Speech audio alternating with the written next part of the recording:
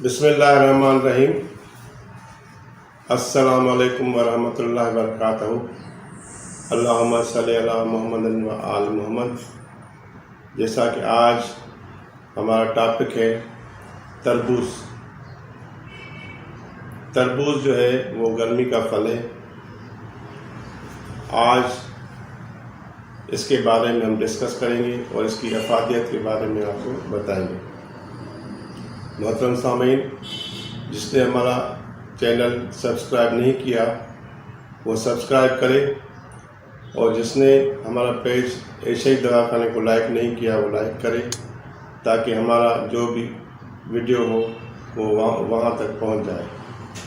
तो मोहतरम सामीन, आज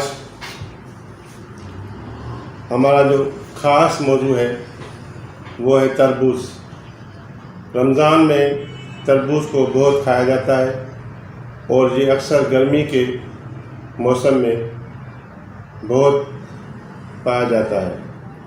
अल्लाह ताला ने इंसान के खाने के लिए बहुत सी नेमतें पैदा की हैं, उनमें से तरबूज भी एक अल्लाह की बहुत बड़ी नेमत है।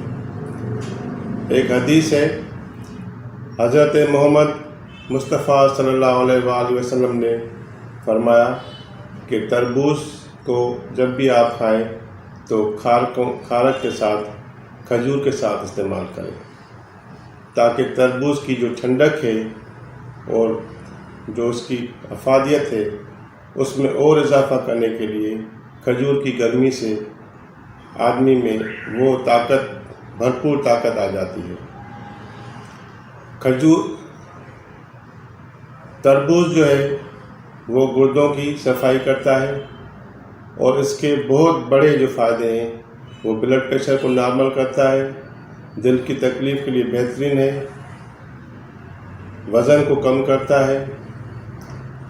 तरबूज खाने से प्यास कम होती है, विटामिन ए और सी से भरपूर है, पानी की कमी को दूर करता है, वज़न की कमी को दूर करता है, ग़िज़ाइयत से भरपूर है, कैंसर से लड़ने की सलाहियत पैदा करता है,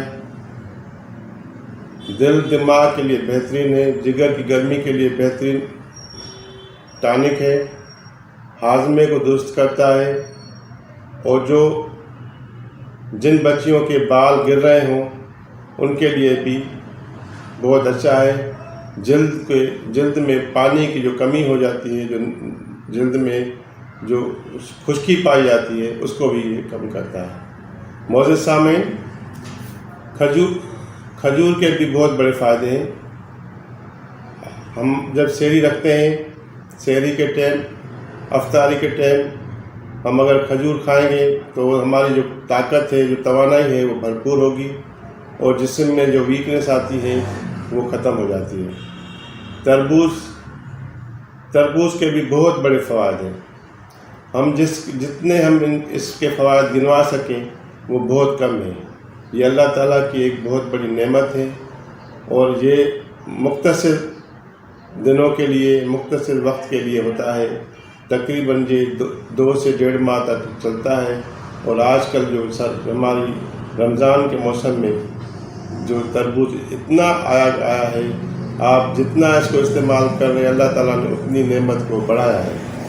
तो आप ये कुदरत का करिश्मा है कि जितनी बड़ी गर्मी में तरबूज तैयार होता है उतनी ही उसमें मीठापन ज़्यादा होता है। तो ये सारी चीज़ें जो आपको मैंने बताई हैं, तो ये सदका जारिया है। आपको हम इसलिए बता रहे हैं ताकि इसकी अफादियत के, उसके नुकसानात के से आप वाकिफ़ हो जाएं और आप इसको सहरी में इस्तेमाल करें।